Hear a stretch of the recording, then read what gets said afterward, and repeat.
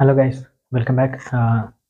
നമ്മളിന്ന് നോക്കാൻ പോകുന്ന സിനിമ എന്ന് പറയുന്നത് ഒരു ഡ്രാമ, ഇമോഷണൽ, ഫാമിലി ജേണലൊക്കെ വരുന്ന നല്ല രീതിയിൽ സ്വതപ്പിയിട്ടുള്ളൊരു തമിഴ് സിനിമയാണ്.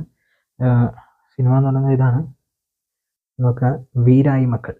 ഓക്കെ, അപ്പോൾ ഈ ഒരു സിനിമയെ പറ്റി മെയിനായിട്ട് പറയാനുള്ളത്, ഇതുപോലത്തെ ഒരുപാട് തമിഴ് പടങ്ങൾ ഇറങ്ങിയിട്ടുണ്ട്.